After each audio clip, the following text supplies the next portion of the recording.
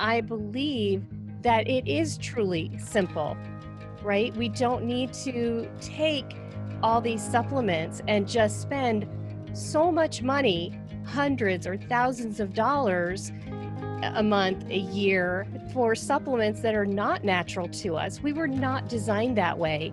And that's just another thing of not becoming who we're meant to be. We just keep medicating, and then that has a side effect. And then we take something else. And even if it's the most natural thing, it's not to our bodies.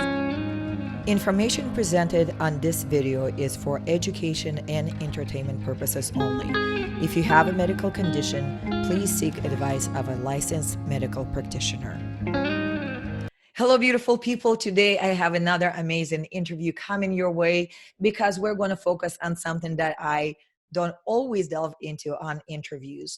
We're going to talk to one of my current clients who is not yet graduated, who had come through quite a journey. When she first reached out to me, she was at a breaking point in her life. She was figuring out how to unbecome the person that her illness created to become what she felt that the divine in her is calling her to be. We focused on her health. 2 weeks into working together after almost quarter of a century struggling, Aimee was symptom-free, and now 3 months into our process together and her progress, we're focusing on discovering that calling that has been placed by God, by the divine in her on her life. So today we're going to take a deep dive to understand what it is that is keeping us, men and women are like, from living our best life ever.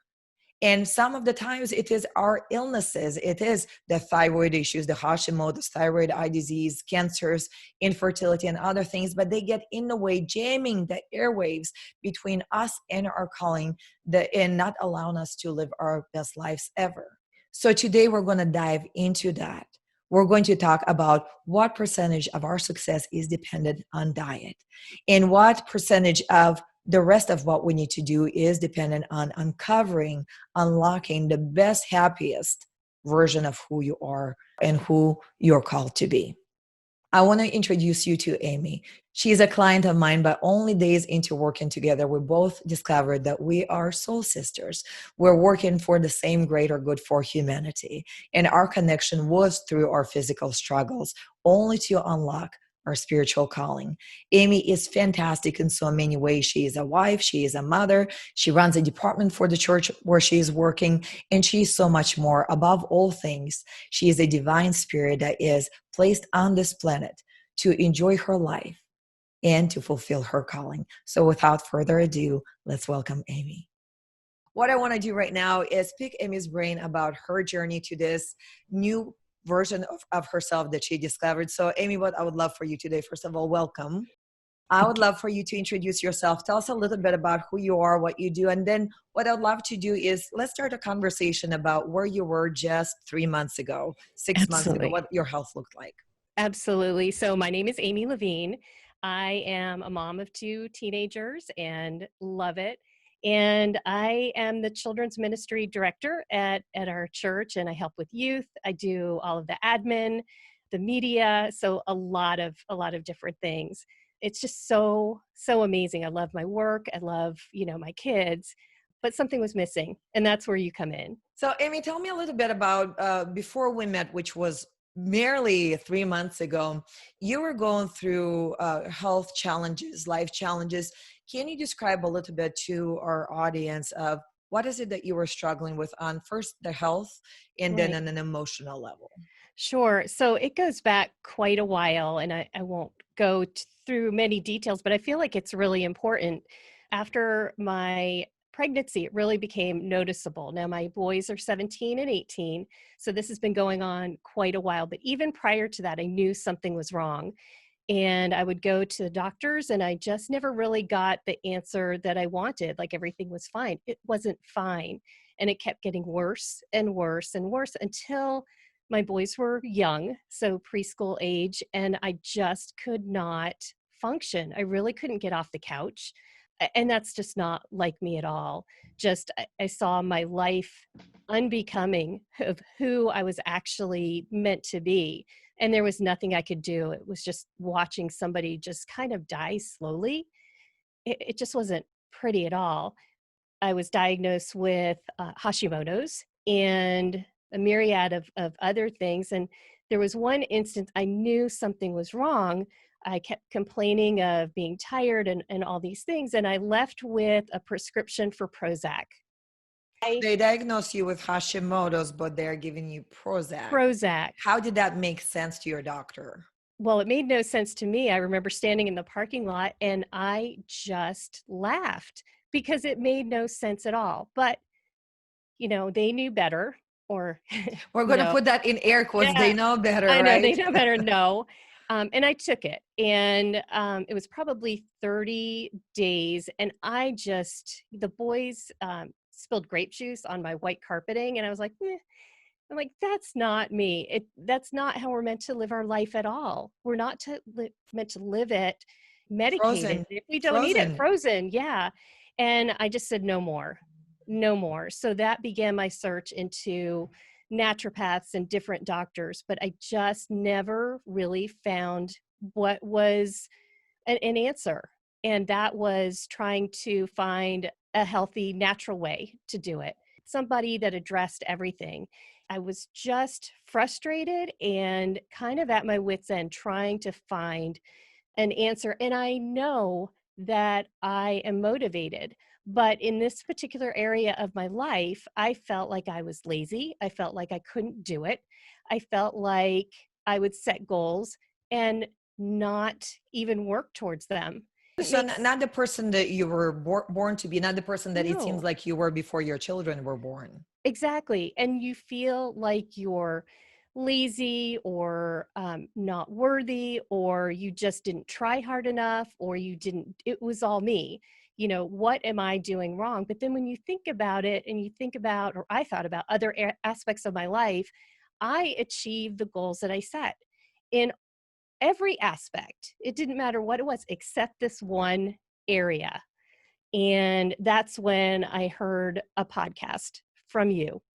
And it took me, what was it, 6 months after stalking you Yeah, and you really do listening. your research very I well. do. So it was not like you heard me on a podcast and you contacted me.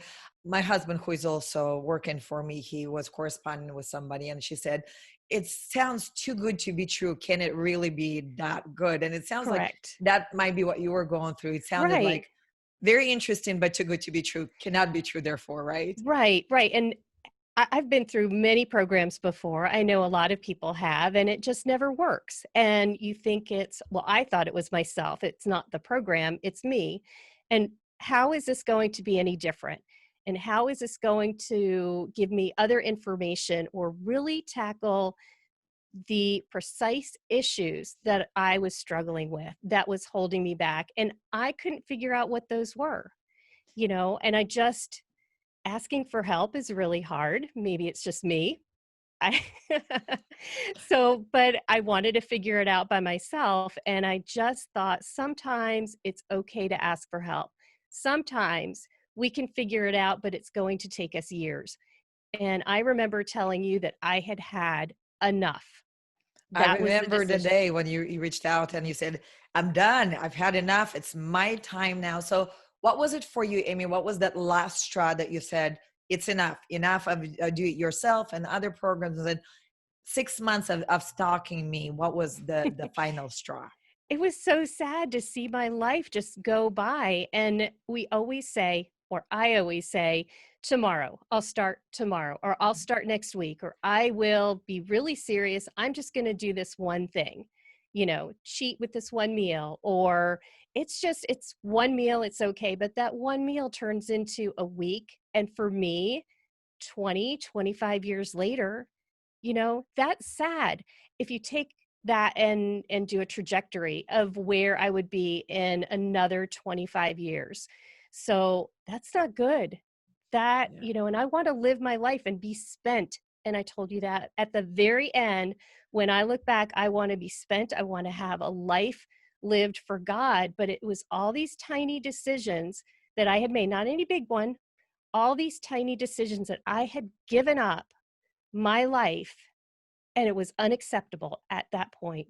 And I said, It's no more. heartbreaking, right? Yeah. I remember myself when I was dealing with depression and hypothyroidism, infertility, and I remember the same thing.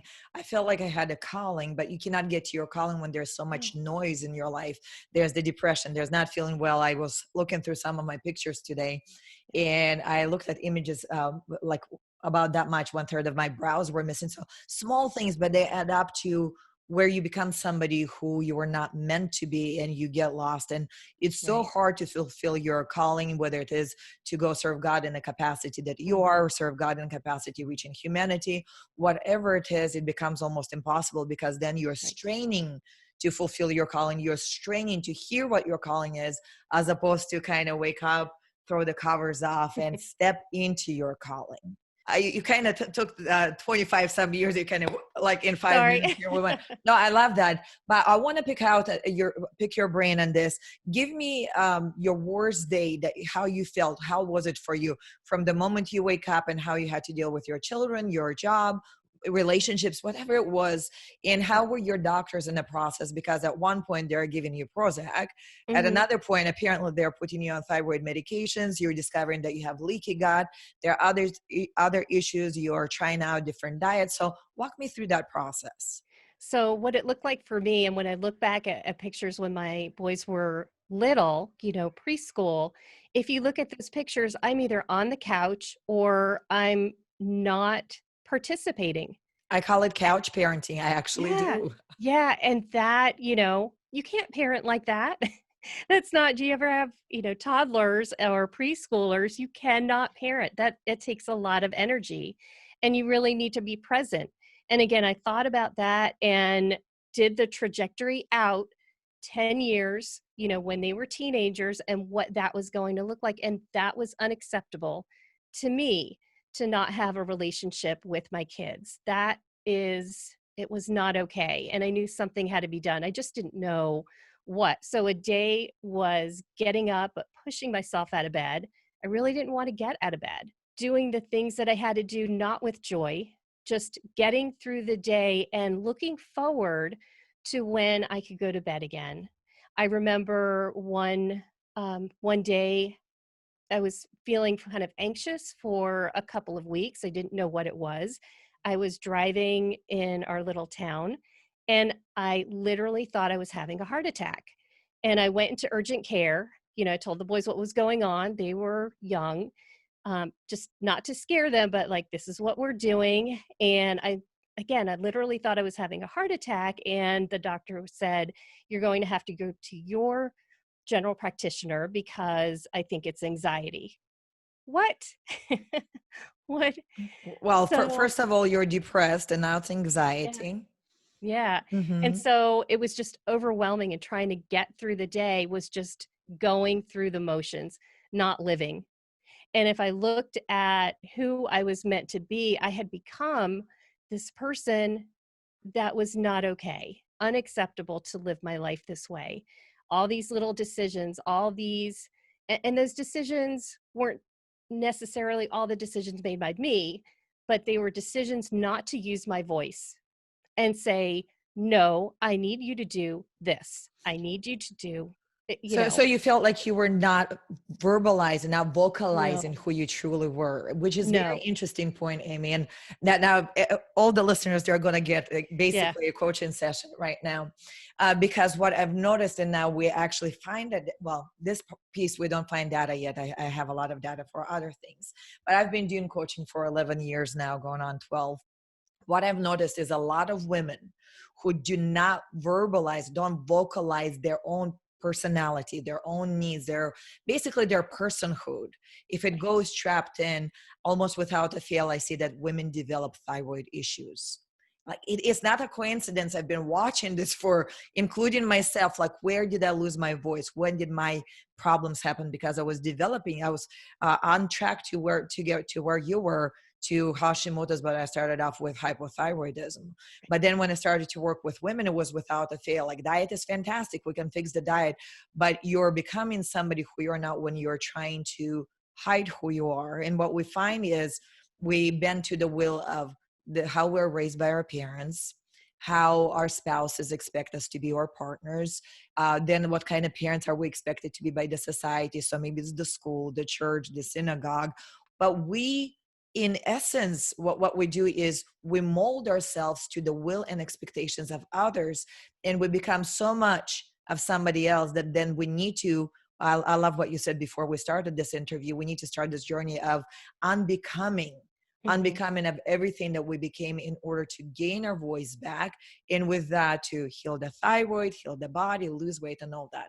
I'm jumping the gun here, but that is so brilliant that you're recognizing that you've become everything that everybody wanted you to be. But in a process, you forgot to ask, who do I, Aimee, want to be for me? Hmm.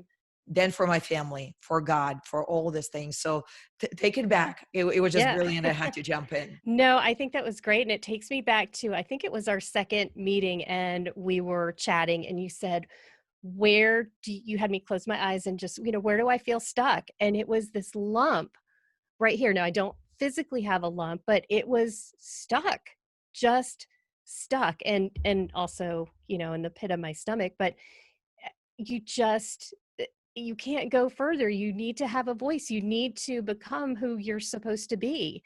You need to go through the experiences that you have and have a voice, and that voice is okay. That voice is who you are, and it has to be heard. And for so many years, I was someone else for everyone around me. I think we do that as caregivers. I know that I did that. I was who my parents wanted me to be, a Mhm. wife, a mom, and you do all these things just for me to get through the day. It And to was be survival. loved, I'm going to jump in here, to be loved. So, as a child, if we're raised by parents who are not aware of our needs, and what you learn in this program is like, who am I? Do I love myself first? But just from day one, if you're a good girl, then, or I don't want you to do this, this is not what we do. Just listening to those words, what we tell our children, well, because you're misbehaving, I'm going to punish you so you can change who you are, so you can fit the mold of my own expectations. Now, I'm not advocating for no discipline with children. I have a very Right. disciplined child who is very much a free spirit. But Right. what I'm saying is, from day one, we're programmed to not only bend to the will and expectations of our caregivers, but also not to trust ourselves. Because, for example, I don't want to eat this, I want to eat something else. And let's say it's choosing between two great options. Right. And then your parents are going to bully you into eating something else, or maybe something negative. And I've seen that happen. It's just one of the examples. But we teach our children sometimes not to trust themselves. Yes. And we start so early on. If a child is crying, we're like, shh, be quiet, instead of saying, what is it that really is bothering you? Absolutely. We definitely do that. And like I said, I run our children's ministry here and speak with parents and talk a lot about parenting. And we really need to get to the root of that, get to their heart so that we're not squelching them, so that we don't go another generation of children and people who aren't speaking what's on their heart, and they need to become who they are. And we need to support that again with discipline, but there's a way to do that and honor who that child is Yes. without breaking their spirit. I'm So, one of the biggest advocates for children for that reason. I yeah, was blessed and lucky, fortunate, whatever we can call it, to have parents who had their own ways, like you do certain things to be, in this family to do it. But at the end of the day, it was kind of like figure it out. And I love that part, figuring out. And until my 20s, late 20s, I never had a health issue. It was not until after I moved out on my own and kind of got into a lot of pain, emotionally and all, with things that were going on in my life, that I developed an illness. But in the process, I was the healthiest person there was, because I was empowered to have my voice. So let's right. take it back to you. You're going through this process, you're raising your children, you're married, you're taking care of people, and you discover that there is no voice. Meanwhile, your doctors are giving out pills like vitamins, one for anxiety, one for Right. depression, one for something else. At what point do you finally understand that while doctors could be great for acute situations in your condition, they simply were not doing what they were supposed to?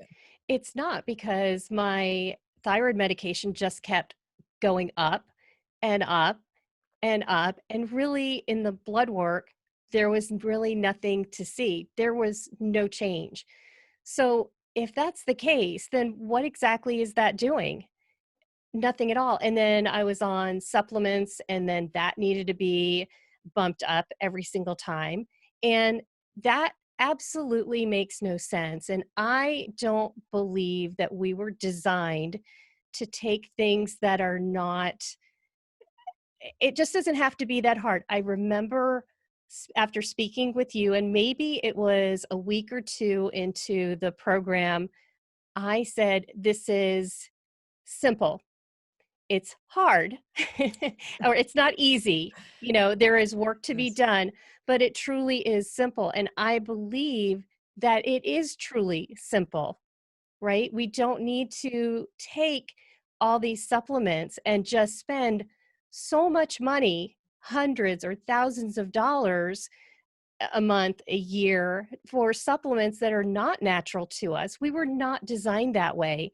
And that's just another thing of not becoming who we're meant to be. We just keep medicating, and then that has a side effect. And then we take something else. And even if it's the most natural thing, it's not to our bodies. And we It's just need to, let's make it humorous. If you read yeah, in Genesis first 3 chapters, it does not say, and God planted a tree of supplements in the Garden of Eden, and he placed a man and exactly. woman and said, take pills and you'll be okay. So really, whether you believe in evolution, intelligent design, creation, the picture here is for thousands, for me, for tens and hundreds of thousands of years, humanity has been here and doing really well. Our only problems have been wars and insufficient nutrition and insufficient sanitation. As we're evolving as humanity, what we have now is we went completely crazy.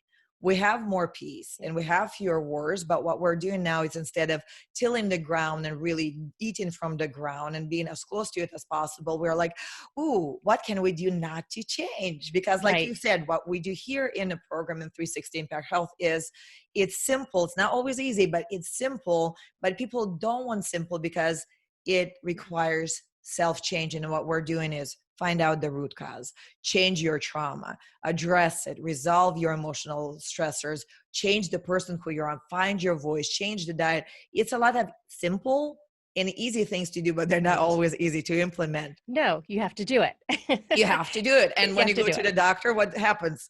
15 minutes later, there's 2 prescriptions in your hands, and you're like, you Right. don't have to change a thing.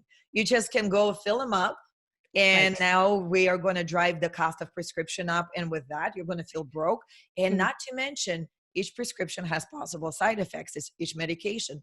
Levothyroxine, for example, that is for thyroid, I think I counted over 60 possible side effects. So to get your numbers in line, which a lot of people with thyroid issues do, and with PCOS and with other hormone imbalances, the trade-off is your numbers are looking fantastic and your doctor says it's working. But then you're going, well, if it's working, why am I still feeling miserable? Why still I Right. cannot lose weight?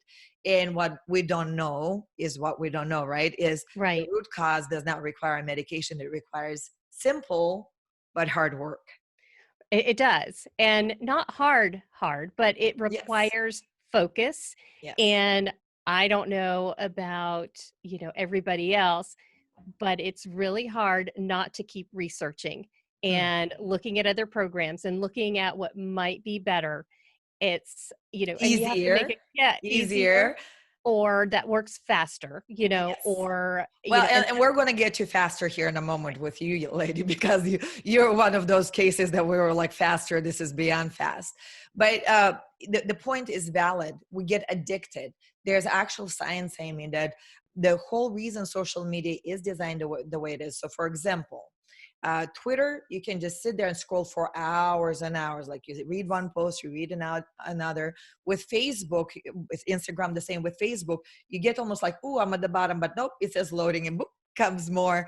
And the brain gets this reward. Actually, we release chemicals in the reward center that say, I'm learning something, great job, let's learn again. And what we walk away with is a lot of information and almost zero transformation. exactly. And you just keep going and keep going because it feels good and it feels like you're doing something productive. And it's not, because there's no action. And then if you buy a program and you've taken action, but then you don't follow through, which I have done. And How many like, books do you have on your bookshelf for what you well, needed? many that are going. Remember, you and I had a conversation because I'm always like, I'm writing the book and I paused it, and I'm writing the Yeah. book, I paused it. And you told me something that I absolutely loved Oh, hearing. so You said, glad. if you had a book, Elena, I would have bought your book and then would have been on my bookshelf. And I would have been like, her stuff doesn't work. We're done, moving on. So Absolutely. there is, I love books. I am, one of my books is coming out this fall, and then I'm writing another one already. But there is time and place for books, but transformation goes beyond information. Transformation requires the things that I think after 6 months of stalking me, you finally realize you have to take action that goes on a transformative level. Correct. And I knew I wasn't able to do that myself in the allotted time that I thought was okay. I thought that I really needed to be serious about this. And for that, I needed to have somebody with me that would guide me and walk through that process with me. Otherwise, it was going to take Another so many 25 years. years. Yeah, yeah. And I was Yes. unwilling to go one more day. And so I think we had spoken and I hadn't gotten the information. I gleaned a lot of what I could and I just started right then and there. What I Yes, knew. you jumped the gun. It was I did. we spoke, and we usually wait for people to do their intake, and then we're going to design your plan of action. And I'm like, Amy's already implementing. And with you, here's what was this is priceless, because you just said you want something that works quicker. Hold your breath, y'all, because when Aimee came in, she checked off 26 symptoms. She was on thyroid medication for over a decade. She was taking supplements, and we're looking at how long. And we usually, like, ballpark figure, we go 3 months, about 80% improvement or maybe more. And then we go 6 months, that's what we normally expect. 2 weeks later, Aimee sends in her progress report. And I go, there's nothing on the symptom survey. I tell my Right. assistant, said, Rimgaili, can you please email Aimee to confirm Right. it? And she's like, nope.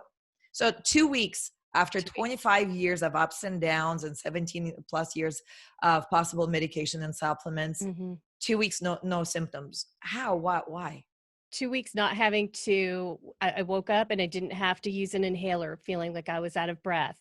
All of those symptoms just gone. Some were gone within a few days, some like a day, like I stopped and then it was gone. And some of the more complex ones, Mhm. they were gone in 2 weeks and have not come back. I actually have to put on your checklist. Yes, I have looked it over. Yes, I have read every word.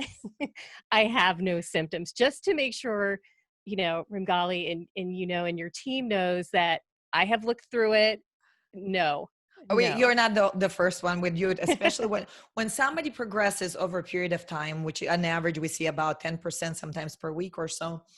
With you, and we've seen other clients 3 4 weeks, 5 weeks, very fast, some of the cases. We know to check in, we know to email and say, listen, we just want to be sure for you. Yes, you're like Right. predicting that there's going to be a question. Yes, I'm absolutely absolutely certain. Right. So Right. 2 weeks in, you 2 weeks signed in. up for a year with me, and then we have this Yes. conversation saying, well, are you still, are there any regrets? You signed up for a year, and you said no, because this is where we started to really dig in into what you said right before this interview is unbecoming.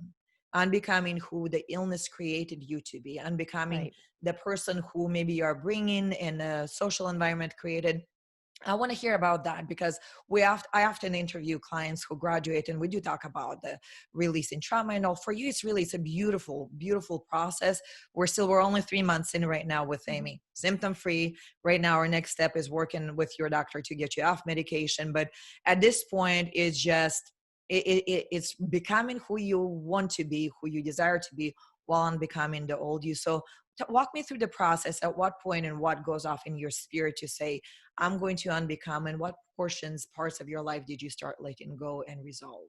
It's so much. I knew going in I would need a year, not thinking that it was going to take that long, not going in with negativity. It was going to take, my expectation, well, it's going to take forever. No, I just know myself. And I knew that I would be good for 30 days, 6 weeks, maybe even 2 months. And I knew I was life was going to get in the way. It always does. that we go through maybe a stressful time. And I needed to be sure that I wasn't going to fall back into old habits, which I have done. Not bad, not all the way, but that was going all day without eating, not feeding my body, correctly, not having meals, not being honoring to myself and putting everybody first. And that is kind of my go-to. And And Amy, why is it not okay? So you're a church person, right? You are a believer. You go in a lot of the religious circles, we're taught to be selfless and we are taught to pour out and give to others. You and I had many conversations over this, and you know my stance on it. But I want to hear it from you. At what point do you realize that it is not okay to constantly be pouring out? it's because we need to fill ourselves up. We need to have, again, I am with children all the time, and it's so important, I think, this little light of mine. And it's really important to let that light shine, let who we are meant to be shine so brightly, whether we're a believer or not. We need to shine so brightly of who we are, because not only for us, but for others. There are other people are looking at us all the time and making judgments, not bad, but how they should be. There are teens and kids looking up to us all the time. If we don't take time to take care of ourselves, we're training that next generation to be like Mhm. that. We're I training them. want us to almost pause here and sink Yeah. in, because this is exactly, I think, what we've created, a world of brokenness in the pursuit of either the calling, the financial freedom and wealth, or religious convictions. Mhm. We've been so almost apologetic for wanting something for ourselves on the surface. Like, Mhm. and I'm not talking about money, I'm talking Right. about wanting a piece of real estate that is ours, within us, our heart, our spirit. And I always go to the 10 commandments, and one of them says that love your neighbor as you love yourself.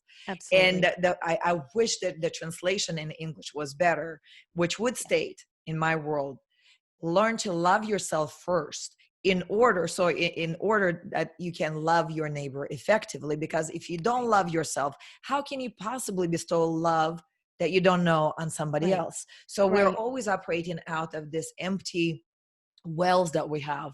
But you're bringing up this amazing um, topic, amazing point, that when we are doing this, we're teaching the next generation to do the same thing. That means if we are the people who are stuck with hypothyroidism and Hashimoto's and PCOS, endometriosis, anxiety, depression, panic attacks, and we're teaching our children the habits and lifestyle that get us there, we're creating next broken generation that will need Right. medication, will look to Mhm. surgeries, will look to psychiatry, psychology, whatever else, Yeah. as opposed to looking to the divine within them to start healing. Exactly. Or worse yet, they become so turned off by what we're doing. And then they say, I'm never going to do that to myself. I'm not going to do that to my children. They turn their back on everything and go completely in the opposite direction, which is not good as well. They become selfish and just not who they're meant to be either. And that is a travesty, either end of the spectrum. Yes, There well, needs to and be I balance. again, you're bringing up these beautiful words that we use. Selfish, selfish. Sometimes people say, "Well, if you don't want to live for other, that's selfish." And there's a huge distinction. There There is is. self-fullness, which is self-awareness, which Mhm. means that you recognize who you are, Right. what your calling is, what you need in the moment to be whole. So for you, it's like you said, no more. It is no longer acceptable. More. And you knew that it was the year of Aimee. This is what Aimee does to be well. But it doesn't mean that you're selfish. Selfishness is when I don't give a flip about anybody else. It's me, me, me, me, Mhm. me, only me. And a lot of times selfish people are broken people. So we're not talking Right. about that. No. We're talking about self-awareness and self-fullness, which means it starts with me, with the divine Right. in me. And so if you have religious convictions, with that relationship with the divine, the next step is going to be family, the next step is community and your calling. So it goes Right. in, out, out, out, as opposed to let's serve Absolutely. the world and then at the expense of who we are. Absolutely. And it's okay to say no.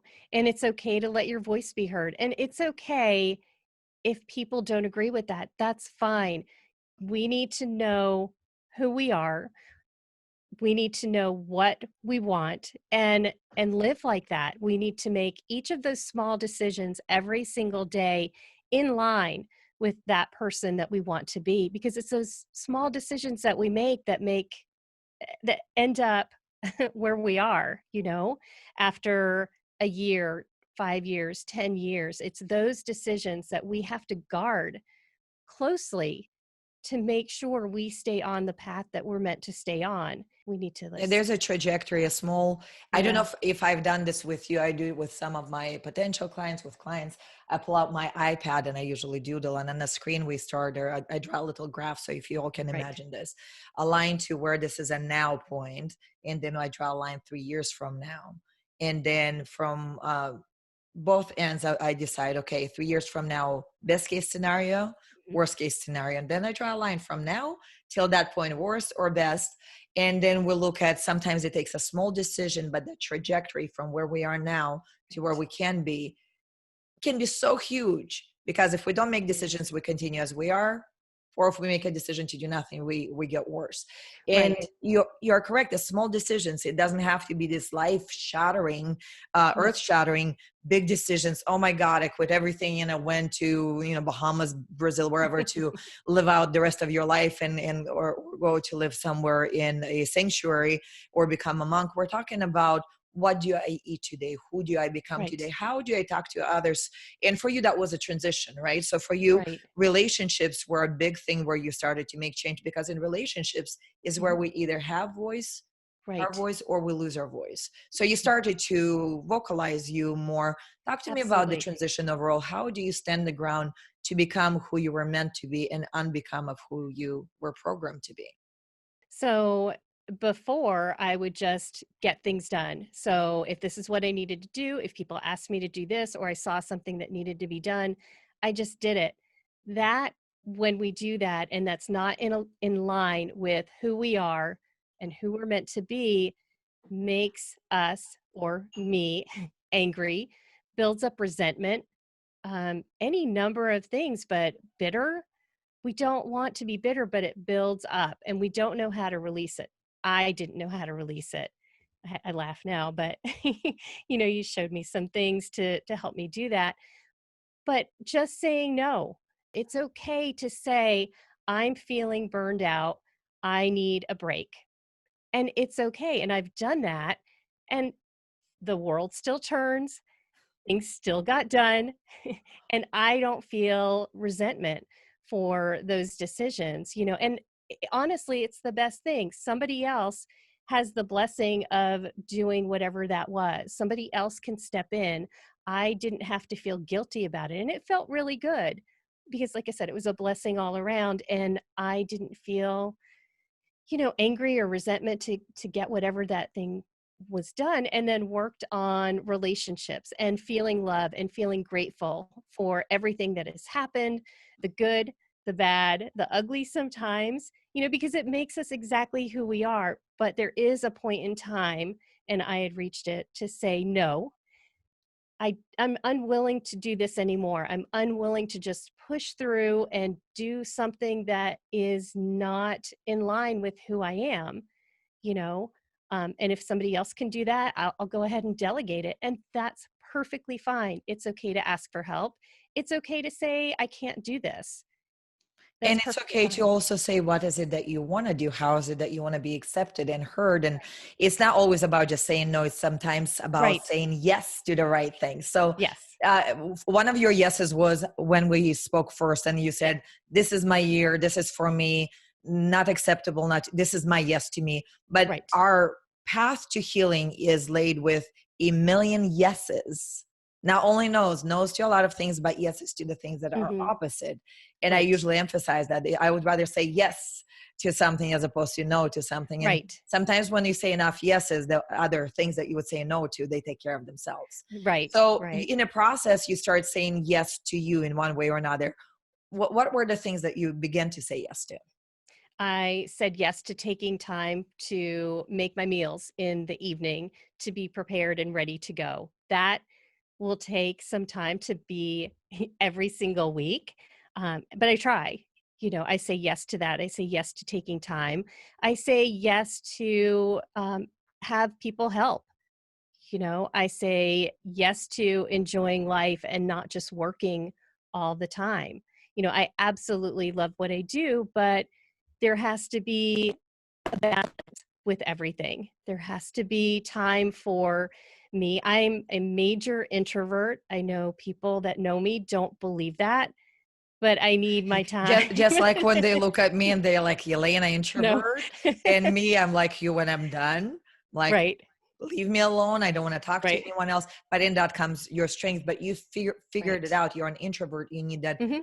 preparation time and also recovery Right. time. Right. So to be my best and show love for people around and be grateful and do my very, very best and give my all, I need that time for me. I need time in prayer or meditation. I need to take that time. I need to make the time to exercise. And it doesn't always look like what people think. I said, I like dancing. I have no rhythm, but love dancing, love music. I'm going to do that. And that is my exercise. And then I'll build up to the other things, but Yes, it because has you're to be saying mine. yes to things that make you joyful. And I Right. think that this is where a lot of misunderstanding is, and you're just full of wisdom today. But I hear a lot of times people almost like struggling, oh my God, I have to go to the gym again. Well, that's not really saying yes to weight loss or health, because you are going, and we all need to work out. I get that. Right. But when you are going into something that is good for you, but that you're stressed, your cortisol levels are up.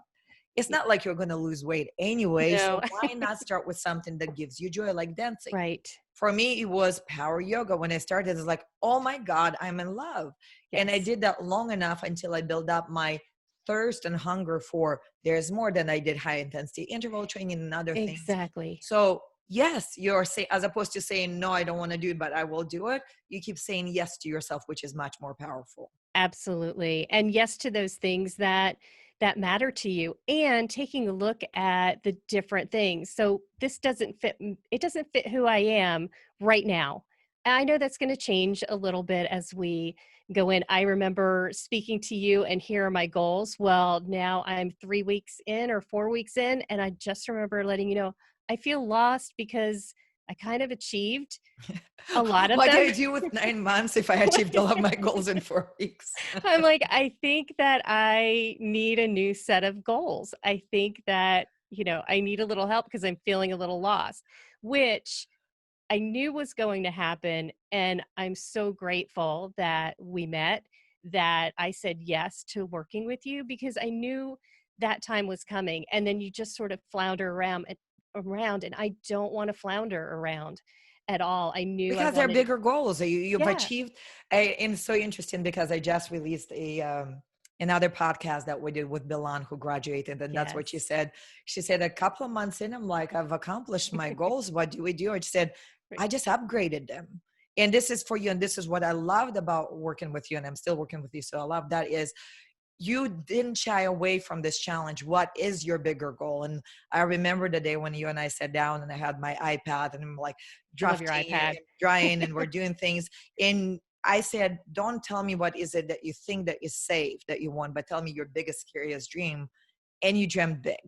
Do you want to share that dream? Because I think it's very powerful. Yes, I would love to. So I work with children and my passion is children and youth. I would love, and I work with kids now, but teach them ways of coping and not settling. If they can get that now, they don't have to be my age and just figuring it out, giving a voice and teaching them those skills, teaching them leadership, teaching them how to cope and how to become who they're meant to be and stay strong in that, to let their light shine.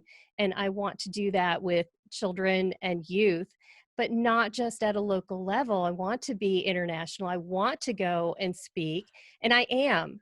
I mean, that is just who I am. I just love them. I love spending time with them. It was right before I said yes to you, I took my son to a gaming convention up in Boston. Very cool. I was probably the second oldest person there. There was a man who was retired.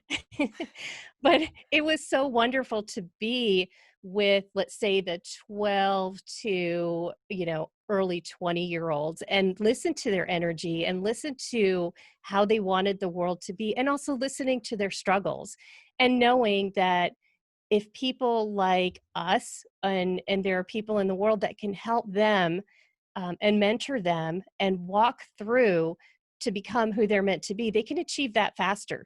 They don't have to get lost in all this muck and mire that we go through. I feel like it's important because it makes us who we are, but if we can help them through that. Then they would And never have to be as sick as we, you and I were, right, because they would have right, the tools to cope, to express. Imagine if something is happening to you, as opposed to storing the trauma inside of your body, you find ways to prevent it from happening, or to immediately go into a healing mode, as opposed to right. a quarter of a century later, you go, ooh, there's something wrong and I There need is to something fix wrong. that. But I love that you have this big, it's the vision is bigger. I can't remember who said it, and I wish that I did, but I read it somewhere that basically, if your dreams can be achieved within your lifetime, they're not big enough. So I Absolutely. always want us to dream. When it comes to health, we want to achieve it in our lifetime. Yes. When it comes to a vision that some of us are blessed to have, we want to go so big and scary that A, is going to take more than our lifetime to accomplish, or B, is going to take more than just you and I to accomplish. And for you, Absolutely. that vision is birthed. You're like, yes, I want to work with youth, and yes, I want to do this, but eventually I want to train people to reach more and more and go international. And it's not something that a person who is ridden with anxiety or depression or Hashimoto's can accomplish. So you needed to get that noise out of your way so that you can Absolutely. focus really on what you're truly about, and that is your Hmm. calling. Right, right. I'm so excited. And then what do they do with the hurts that they have, and the anger, and the anxiety that they have? Let's get over that, and let's help you become who you're meant to be. And that is so exciting. I wake up every morning beyond excited. Okay, what can I do today to make this happen even faster and even faster? Yeah, Well, I let's love talk it. about that, because this is sauce. I never give out anyone to anyone unless you're my client. But I think I feel generous today. So I am a science geek. This is something I've done. Yes. I love exact science, so physics, math, chemistry, really easy for me. I never struggled. I never got to be in those classes. For me, whether it's statistics or linear algebra or anything else, I eat that for breakfast, lunch, and dinner. And I fell in love with quantum physics. And the principle of it is that in the quantum field, there is really no time. There's no this contamination of flesh, right? Everything is existing as a possibility, and all possibilities are possible to happen right in the moment if we open the door to them. A lot of physics mumbo jumbo here, but all of that is to say that we can choose any possible quantum possibility of our future, created in our heads and our spirits, and then start doing things that we need, taking action, feeling passionate about it, taking one step at a time to get it. And this is the principle that I use, including health. So when you came to me, Aimee, we set those goals. That Right. first assignment is, what do you want your life to look like? When? How soon do we get there? And then our goal is to beat the deadline. So for you, instead of a year, you got there in 2 weeks. Right. Fantastic. But for you, you're practicing that. When we first got on preparation for this interview, you said you're exercising your quantum reality. So when and how did you design it? What does it look like? And what are the practical steps that you take in order to make the quantum dream a reality right now? Right. So specifically, I think we spoke 2 weeks ago, and instead of looking at the giant picture, I wake up in the morning. Actually, I go to bed and I think about the things that I need to do the next day so that I can, dream on it. And I wake up in the morning. I thank God that He gave me an extra day, and then what I'm grateful for and what I'm going to do. And I don't think about the huge things, but what if this is where I'm going, and I am, what steps do I need to take today to make that a reality? So, if I want to help youth and help kids, and this is what I want to do, who can I help today? Who can I reach out to see if, they're hurting and need a little bit of extra care? Who can I counsel with? Who can I meet with? I also looked at, okay, if speaking is what I want to do, what is my next project? Where am I going to go? Who am I going to speak to? Who am I going to address? Who am I going to help? I love And that none I of the took a things look. that you're mentioning right now is how much more research do I need to do in order to heal my No, body? That's not a problem anymore. no. I'm like, I just follow your steps because I don't know better than you. And that is a really hard one. I don't want to say I'm a perfectionist, but it's really hard. I just said, no more research. And I will just look at the papers that I have and just, that is what I'm doing. So it takes the brain power away that I can use for other things. When we're thinking about what we're eating and what we're trying to do and how to heal ourselves and doing all that research, it takes so much energy. And that is better spent thinking about ways and actually doing them, taking one small step, even if it's just writing down, I think I'd like to contact this person or these people. I think I'd like to get the equipment that I need and make that ready to go for my future. What can I do today? Not, Yes. What can I not do tomorrow. today? What can I Not do just dream today? about the impossible tomorrow. Right. And I love that. And this applies, ladies and gentlemen, to every area of our life, Yeah. whether we're talking about conceiving a baby. And for those of you who had miscarriages, it is a painful way to dream about something that you really want. I was one of those unfortunate to, I didn't have miscarriages, but I just couldn't conceive. But I couldn't be always dwelling on the fact that I couldn't conceive. I dwelled on the fact, what steps am I taking today in order to hold my miracle in my arms? Yes. And whether it's to losing weight. So if we have 100 pounds to lose, I cannot wake up in the morning and just think, oh my God, 100 pounds. But I'm thinking, what can I do this week to lose 1 pound? Right. What foods am I choosing? What thoughts am I speaking? Because thoughts, they provoke emotions, and emotions provoke a chemical reaction in the Right. body that can either prevent or encourage weight loss. So small things, one foot in front of the other. So big dreams, yes, we visualize them, we speak about them, but in a day to day, I don't want to call it the Right. grind, but the day to day No. life, we Yeah. really do small things. It has to be just one big thing a day and Mhm. maybe a lot of tiny ones. That's it. Right. And those tiny decisions. Again, we go back to that. It's those little decisions that we make. And that was true for me. I can see the big picture. Sometimes it's really hard to know how to get there, especially if you're thinking of something that cannot be achieved in my lifetime, you know, that I just needed to make the little tiny decisions. Okay, an apple or this Cheeto. Those are And you, important you know, decisions. Very I'm important thinking, decisions. yeah. And for you, So, Aimee, you've accomplished, we're only 3 months in, we have 9 more yeah. months to go with you. And I feel like we've already eaten an elephant in the 3 months. I can't imagine what we have Huge. coming up here. But for you, I see the change in you, symptom free, on the way to becoming medication free. You have this big dream. Where have you personally seen the biggest change in you? Where's the biggest transformation? So my mindset, which I kind of knew it was something like that, but I couldn't figure out how to change that. I thought I was positive. I thought I was doing what I needed to do, but that inner work that needs to be done is so important. I remember, I think it was Danielle. I remember listening to an interview with her, and I believe it was her, and correct me if I'm wrong. She said that the diet is the easiest thing. It's all the inner work, the mind work that takes the time and takes I don't want to say energy, but it really takes due diligence to kind of go through, and it's layers of an onion. It doesn't happen overnight, and it's discovery, and it's figuring out these little things, and then finding out ways to deal with those things in a positive way and then move on. That is vitally important, and that was what I was missing. And it just wasn't overnight. I know you're doing a series right now that I checked off yes on every single, of your checklist, every single box on your checklist. I'm like, More work to Yes. be done. Every week. It never ends, but it Every is week. transformative. And this is, you're not the first one. And I know you'll not be the last one of my clients to say Yeah. that.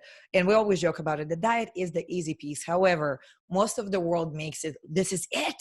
Like the diet Right. is going to make you or break you. And I do agree, a good diet, a hormone, thyroid, immune system healing diet is absolutely essential. Right. But within about 3 to 4 weeks, it's just becoming a thing that you do. Right. Nothing that you are, but the thing that you do, and it happens automatically. But all the hard work is going to happen from within. It's the person who says yes to an apple rather than a Cheeto. It's a person who will speak up as opposed to being mowed over by somebody else's opinions or desires for her life. It could be somebody who says and speaks up, listen, you might have emotional or physically or some other ways abused me, and that is not okay. And this is what needs to happen. So you're taking your power back. And this is the true transformation, because we find that women who find their voice, which Yes. Aimee, you have done tremendously, really fast, Absolutely. they're the ones who heal faster too. They are, because you find your voice, and it frees everything up. You're not holding everything in, and just being stifled and suffocated. Felt like I was suffocating, and we do that to ourselves. Or maybe it's just me. I don't know. No, it's a You know, majority of humanity. We do that to ourselves until right. one day we're either fortunate to be awakened or Hmm. somebody else wakes us up, or the body is such an amazing, amazing creation. We in the Western world, we think about it as a machine. It is not. It No. is filled with the memories, with the emotions, with the programming. And the body, if you don't do what you're supposed to be doing to be your true self, will start breaking down in order to get your attention, especially the harder your life situation. So if there is an emotional or physical abuse, if there is sexual trauma, if there are other things, I've seen it, and this is going to be in my book when I release it, Hmm. is I call it self-suicide. Yes. Because you're not smart enough to get out or change the situation. The body says, whether it's going to take you a quarter of a century or maybe it's going to happen tomorrow, but I'm going to take away your energy, your ability to think, your ability to feel. You're going to be in panic attacks and anxiety because I'm giving you this. Signals are going out, get out, get out, get Right. out, change, change, change. Because if you don't want to pay attention with your frontal cortex, the rest of me is going to get you to do it. Correct. And you die this slow death. Yeah. How sad is that? Because you're just going through the motions, and that's not That's okay. not the divinely designed plan for, No. again, whether you're creationist, evolutionist, does not matter. This is not how we're meant to live our lives. Mm-mm. And No. I'm glad that you're not. Yes, You're I'm living glad too. your totally transformed life. You are unbecoming and becoming at the same time. I got one Absolutely. more question for you, Aimee, and we're going Sure. to wrap up with this. Men and women are listening to us right now, and some of them have followed me for years. Some of them just found me yesterday. If they were in your shoes where you were just 3 months ago, and then Right. 6 months before that, and they just needed to answer this question, why would I reach out? Why would I consider working with the 360 team? What would you tell them? I would tell them that they are worth so much more than they're settling for, to not settle one more day and take that challenge. Go ahead and schedule, what was it, the 15-minute call, and speak to your team. Really, that doesn't cost anything except for 15 minutes of your time. And that is life changing. We stay in this research mode so often, and I know many people do. Is this right? Will this work? And it does. It 100% does, and it's quick. And our time is worth so much. It is just beyond measure. And to wait even one more day, and that's what I told you, even one more day is unacceptable. And to take action on their life, action on what they need to do and who they are meant to be. So take that action. It's so important. Not one more day. Life is too precious to waste. I love that, taking Absolutely. action. And I love the word that resounded throughout our interview today. It was unacceptable. I love that Unacceptable. it's so filled with your strength and emotion. Right. And it Took him is. I lived through that. I lived through 5 years of depression and gaining weight and not being able to conceive for 3 more years on top of that. It was unacceptable because I felt like I had so much to do, but instead I was lost in the minutia of trying to figure out, do I speak to a naturopath or an osteopath, or I work with a chemist, acupuncturist, chiropractor, medical doctor. I could go on and on and on. But all the while, my life, the very life that I was born to enjoy and fulfill, was just ticking away 1 second at a time. Tick, tock, tick, tock. It was just going away. And I was stuck because there was no better way. And we want you all to have a better way and a faster way because, yes, some of us, like me, we go on and we become health coaches. But most of my clients, they don't want to do that. They want to just get back to the art and joy of their living. They want to become the best, whether they're business owners or there might be CEOs, CFOs, pharmacists, doctors, artists. I work with all of them, or moms who are homeschooling their children, or CFOs of your own household who are running a ship of maybe 9 children and a husband. So all of that is awaiting you. And the time that we spend together, and yes, there's finances involved too, but it takes care of all of the time that you would have wasted on your own. And oh, how I wish, Aimee, when I was sick 15 years ago plus, that somebody had come along and said, we have an A to Z package here for you. You do these things and you're going to get back to living. I would be like, yes, please. Because at that time I was pursuing education. I was working in banking. I was also in photography. I had so many passions until the illness took away all of my energy and I was living on the couch. And when we invited somebody, what would happen, I would be the moment they would say yes. I'm like, oh my God, what did I just do? That meant plowing through this depressive state and not wanting to be around people.